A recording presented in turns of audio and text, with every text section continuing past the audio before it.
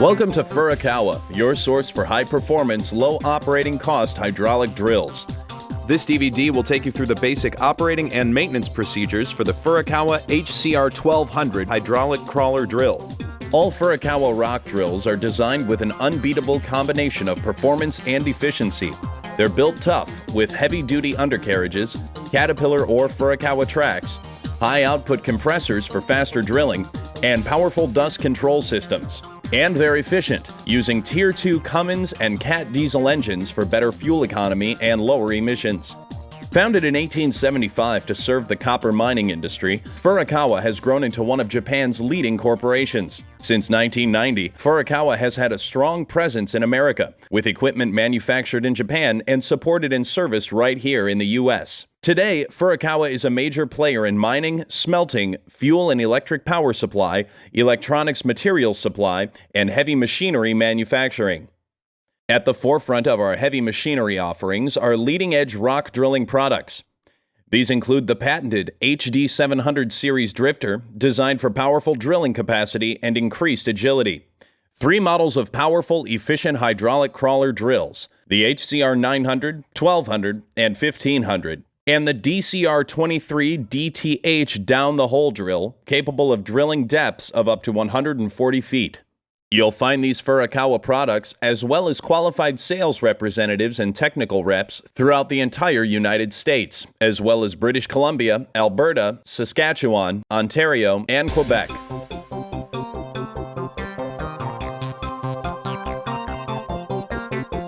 Our HCR series of hydraulic crawler drills includes 3 different models to meet a range of drilling needs. Simple, tough, and efficient, the HCR 900 is perfect for demanding site preparation jobs.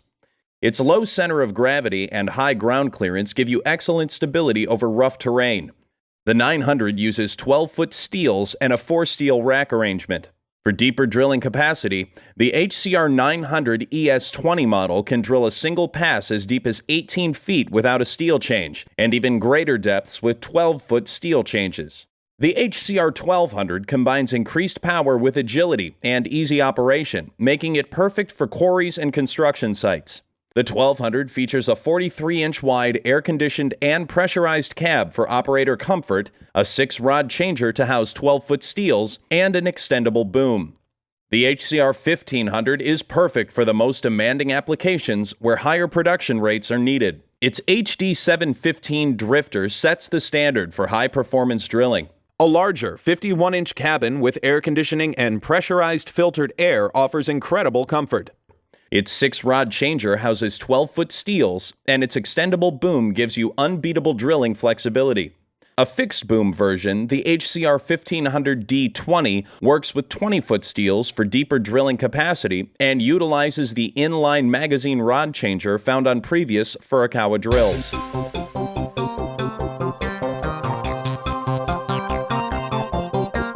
We'll start our overview of the HCR 1200 with some terminology that will be helpful before viewing this presentation or working with the machine.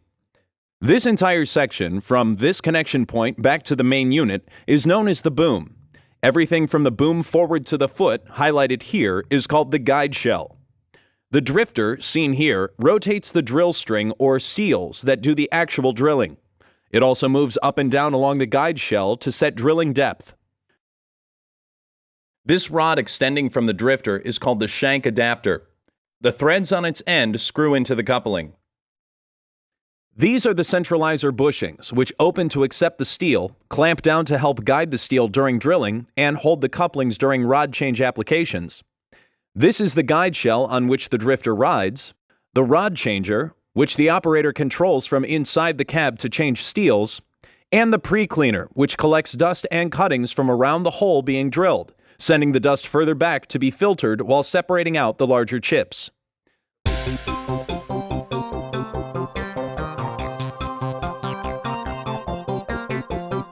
Now let's take a look at some of the specific components found on the HCR 1200.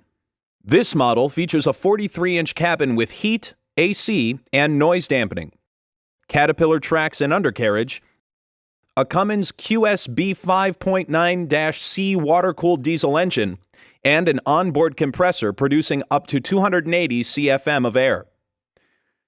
The HCR 1200 also features a telescoping extension boom, a steel chain feed with anti-jamming technology, a fully automated rod changer with a 6 steel capacity, and a high-capacity dust collector.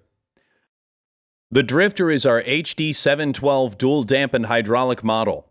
Its unique dual dampener system maximizes energy transfer for straighter holes and longer tool life. In the 1200's electrical cabinet, you'll find an Omron processor that controls all the unit's mechanical and safety components as well as all functions. You'll also see an hour meter for the Drifter. And in the engine compartment, you'll find the main fuse panel, which houses the machine's fuses.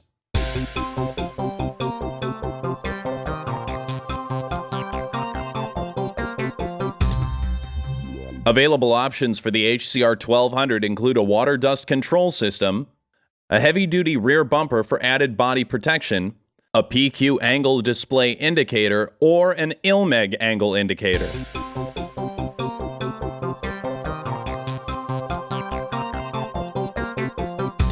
When your Furukawa HCR 1200 arrives, you'll want to give it a quick walk-around inspection. Make sure no parts have been damaged in shipment. Check the large panels for any sheet metal damage, and check to make sure no hoses or hydraulic lines are kinked. You'll also want to make sure there are 2 large dust collector hoses on the front of the unit. The longer hose should already be installed. The shorter one has been looped onto the boom for shipping and must be untied and connected. Inside the cabin, you'll find several boxes, and you'll want to make sure the following items are included: an operator's manual, a parts manual, 2 mirrors for the rear of the unit, and an instruction manual for the Cummins diesel motor. You'll also find a large support box containing 2 ladders that mount outside the cabin, 2 handrails, the front mirror and brackets, all the tools needed to install these items, and a grease gun for maintenance. Mounted inside the cabin should be a fire extinguisher and an emergency escape hammer.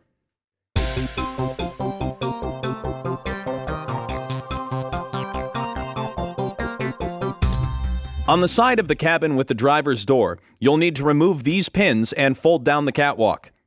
Next, loosen these 2 bolts from the catwalk and use them to install the short ladder that's in the support box.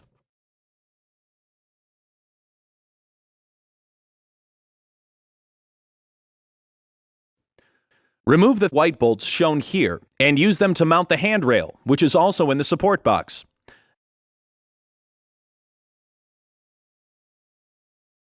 Next, mount the mirror to the top of the handrail as shown. Moving rearward, locate these 4 bolts at the end of the catwalk and near the top rear of the cabin, and use them to mount a second handrail here.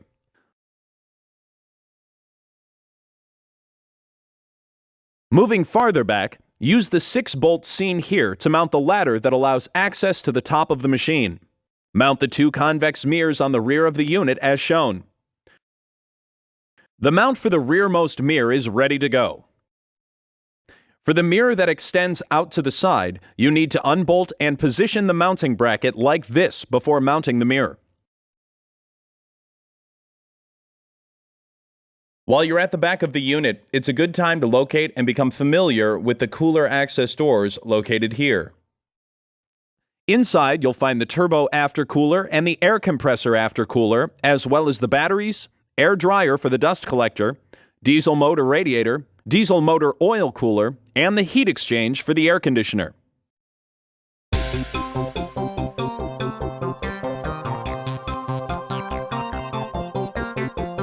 Once you've inspected the unit and installed all the included parts, you need to check all the remaining fluid levels. Check the diesel motor's oil with the dipstick seen here. Check the oil level in the air receiver tank for the air compressor with this glass sight gauge. You'll see 2 levels given, one for when the machine is running and one for when it's off. You will also need to check the hydraulic fluid level at the sight glass on the side of the hydraulic tank. Make sure the grease bucket, which lubricates the drill rod threads, is full. Before closing the access doors, be sure to remember to press where indicated with orange points to release the hydraulic struts that support the door.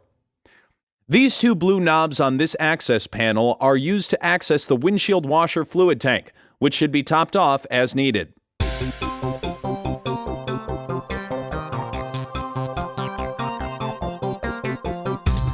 Before we look at how to operate the machine, let's go over the safety equipment you'll need to wear when operating or working near the unit. It's required that you wear safety glasses, a hard hat, and steel-toed boots or shoes, especially when you're working outside of the cabin. Long pants are also a good idea, again, when outside the cabin. And while Furukawa cabins are excellent at blocking out noise, earplugs are also recommended. You'll also want to remember never to attempt any maintenance or manual adjustments while the machine is in operation. Leave that to when the unit is completely off with nobody in the cab.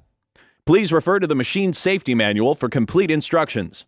You can request a copy of this manual on our website, www.furukawarockdrill.com.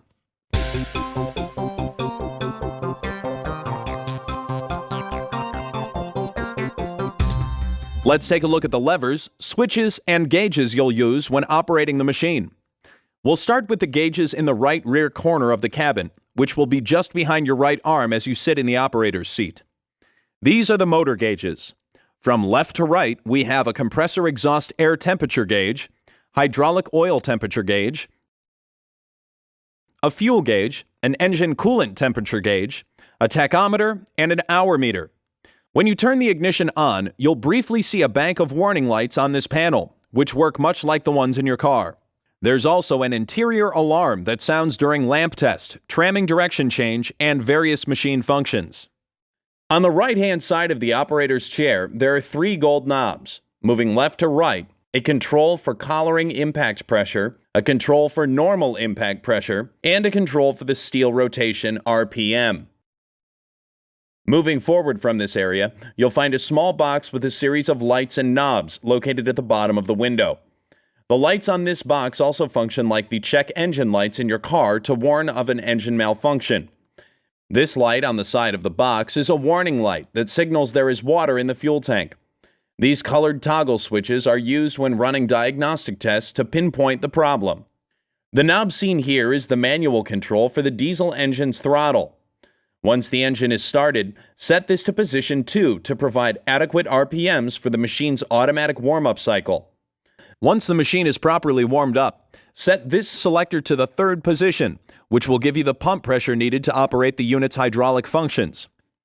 Before shutting the motor off, you'll first want to set this selector to its lowest position and allow the engine to idle for approximately 5 minutes to cool down.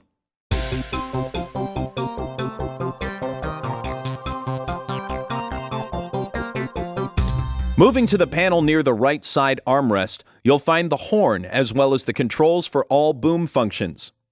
The switch at the rear right selects between fast and slow modes for the boom.